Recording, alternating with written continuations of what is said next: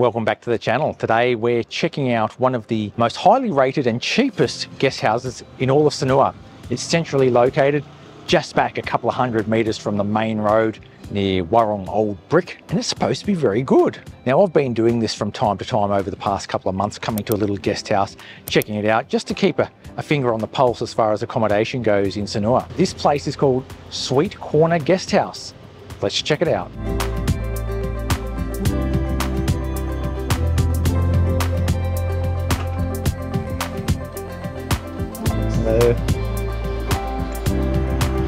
This is a reception area, a little common eating area. And the rooms are like this in 2 stories. As you walk along the front of the rooms, you come down here to the swimming pool area, which is really nice. Small little swimming pool with a couple of little day beds on there. And that's a nice little pool just to cool off in when it gets a little bit too hot during the day, or if you're sick of the air conditioning. And then you move along here. We're on the 2nd floor, so I'll show you how it looks when you go up to the 2nd floor, up these stairs. Now, I picked this place because it's mainly because it's very, very budget, but has good ratings, and sometimes these places are not so easy to find. I know this one is booked out quite often because of the value that it offers. Yeah, so just come down here.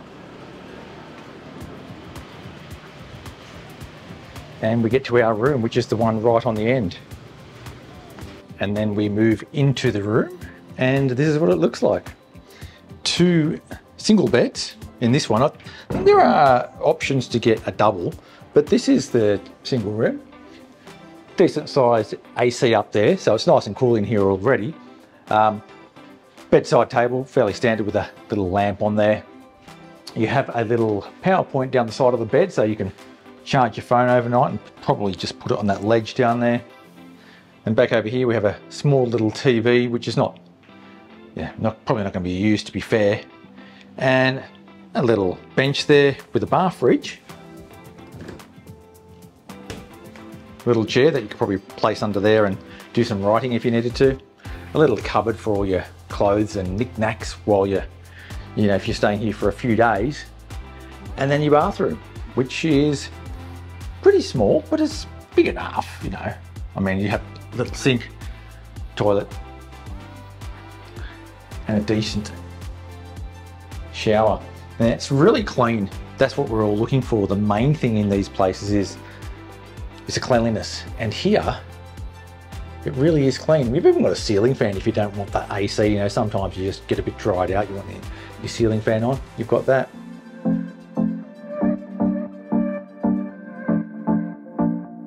Now, because I'm on the 2nd floor, we do have a balcony with a couple of chairs out the front, a couple of pool towels and a drying rack. And then the pool is just down there.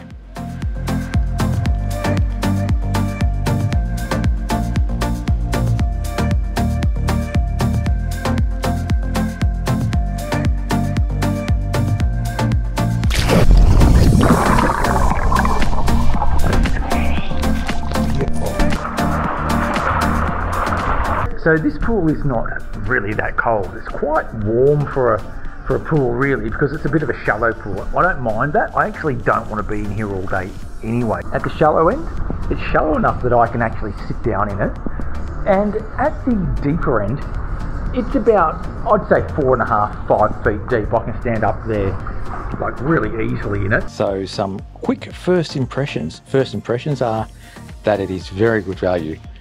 It feels like a budget place for sure, because it hasn't got all the bells and whistles, but you do have a very clean room, clean beds. You've got air conditioning, hot water, and a swimming pool. I mean, that's pretty good. I mean, to get that, you don't always get that in a budget place. It's quiet. It's not dead quiet. I mean, there is that road out the front there that you get a few motorbikes up and down, but it's not noisy. You just get the odd sort of passing motorbike every now and then. As far as I can tell, there are only 8 rooms here. Well, there are 8 rooms in that block, even though the numbers go up to number 9, so I'm not sure what that's about. But let's say there's 8 or 9 rooms here, so it's pretty small, and that's the reason that it can get booked out pretty easily, because all you need is a a small group of people coming here, and then the place is fully booked. The internet speeds here are reasonably fast, and you're not going to break any speed records with them, but they're certainly fast enough for you to watch YouTube, do video calls and that sort of stuff. Totally acceptable. It's actually a little bit faster than mine at home. The guest house is located on Gang Jasmine, which is basically sandwiched between the main bypass road and the main road of Sanur, Jalan Danau Tumblingan. From here you can access the buses that go up and down the bypass road. You can access all the cafes down on the main road, and you can also get to the beach. The beach is about 1 kilometre away once you take into account that you have to sort of turn left and turn right to get down to some of those beach streets. It's not too far. That gets you down to Pantai Batu Jimbar and the Maya Resort, and Pantai Karang, 900 metres, 12-minute walk, similar type of distance. So we're just out the front now, and I'll show you what's around the local area. So to the left of the guest house, we'll go up this way. This is towards the main bypass road. And I'll just show you up here because it'll give you a feel for what the local area is like.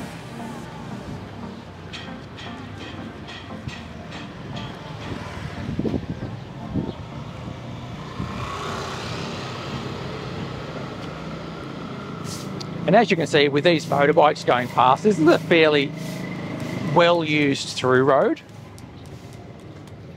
You come up here, and when you get to that T intersection at the end there, which is about 50 metres from here, that's actually Jalan Pungutan. And Jalan Pungutan is a really long road that goes up towards the Sindu night market, and it goes left and hits the bypass road.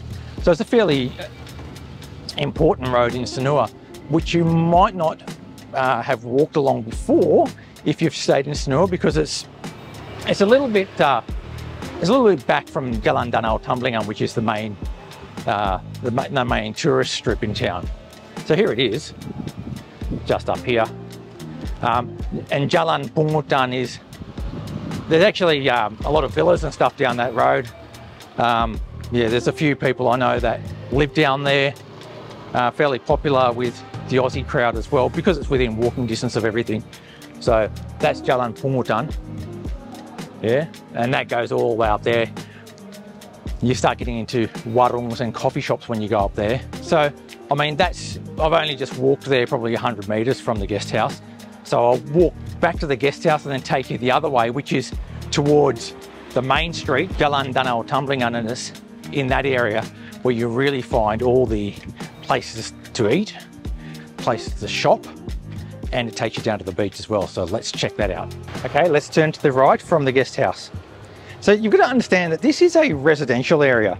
When you get sort of west of the main road, Jalan Danau Tumblingan, you're getting into residential areas, and the places that you'll stay in are more like guest houses, like the one we're in today. And along here, there are heaps of different guest houses you can choose from, with different budgets in mind, different facilities, of course, and different levels of privacy, whether you want little villas or homestays with little shared facilities, this sort of thing. But they're all up and down here. And if you do come to Sanur and want to have a walk around and check them all out, you just come up a road like this and you'll find heaps of them. So this is Jalan Bumiayu. That goes quite a long way up there, all the way up again to the other end. And then this is Warung Naksa, which I think some people call Warung de Naksa. I think it used to be called that. Very popular, I've reviewed that before. Warung de Naksa, that's a really, really good place for food. Good value and very tasty. Very popular as well. Hello. And then as we walk further along here and we get closer towards Jalan Danau Tumblingan, we have a few other interesting places. First of all is the clubhouse. The clubhouse up here on the right is a very famous and very popular Aussie bar that does a lot of sports on the big TV, cheap beers, and people love to go there for a big night out. You can see it there, it's really cool. I have a few friends that are there quite often, and they rave about it. Yeah, I don't go there all that often, but yeah, friends tell me it's brilliant. Hello. And then down here, just on the left, is Warung Old Brick. I really love this, it's one of my favourite places. Warung Old Brick is in there. And that place sitting under that tree there having a cocktail is unreal. I reviewed that a few months back, and that place I really love to come and have some cheap food and a cocktail and a beer at any time of day, really. It's popular, and it's popular because it's good. But if you're staying at a place like where we're staying tonight, I mean, it's literally 2 minutes walk. So you'll be there every night probably, and you can probably go through the whole menu. It's that good. And not much further along, this big building on the left is the Hotel 101 and the little laneway alongside it. So straight ahead of us is the main road. And once you get to the main road, of course, then you've got unlimited eating options. So that's the 101 just there. And straight across the road, out of that little side road, is Batul Jimbar Cafe. Then you have El Commodore and Cork. And then down that way, you've got Warung Rainbow, which is one of the best warungs in town, one of my favourites. Probably only 2-3 minutes up that way from where I'm standing. So that's all within walking distance of the hotel, like really easy walking distance of the hotel. So when I say this place is centrally located, I really mean it. It's right in the centre of town. Now, it is a bit far back from the beach. So if the beach is really important to you and having that direct access to the beach is important to you, this is not going to work, really. You're going to need to pay a lot more money, and you might head down to the beach and pay, I don't know, 100 or 1 million, 1.5 million a night. But if you don't mind walking that 800 or 900 meters down to the beach, this is perfect. Like, you're really in a quiet residential area. You've got all these small warungs nearby. You're saving a bunch of money by being back a little bit. You've got a clean accommodation, nice little pool. There's a few other things down here like bike rental and laundry services. And the good thing about those is they're definitely going to be cheaper than down on the beach. Yeah, look at this, real local style down here. So it's the morning after, and we had a great sleep here last night. The air conditioner was really nice and cool, so we had a really relaxed sleep. The bed's comfortable. It's not noisy at night. I didn't hear any road noise whatsoever. I'm a fairly light sleeper, so you know, I get woken up by things like roosters and stuff, and here I didn't get woken up at all. So I would say that you can have a very restful sleep here. I really love this place. I love the facilities, the pool, the cleanliness, the little communal area out the front there where you can, you know, prepare your own meals if you need to. It's really fantastic, and the neighbourhood that we're in is quiet and peaceful. And being in these back streets of Sanur is a really nice, different aspect of Sanur that you might not experience if you're in a big resort. But what makes this place so special is that it's so highly rated yet so cheap. I paid only 327,000 rupiah for a night here. 327,000 rupiah is a fantastic price for anything in Sanur, really. But when you're looking at a place that's this highly rated, this highly regarded, this clean, this modern, that price is really good. And you usually, you know, if you go back 10, 15 years at this sort of price range, you sometimes would be lucky to even get air conditioning at that price.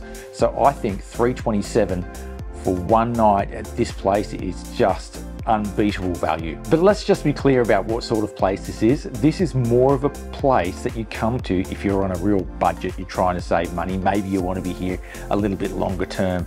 If you're just coming here for, you know, 3 or 4 nights, you may as well just stay in, you know, one of the resorts down the beach and blow a bit more money. But really, if you're on a budget, this is the place to come. Unreal.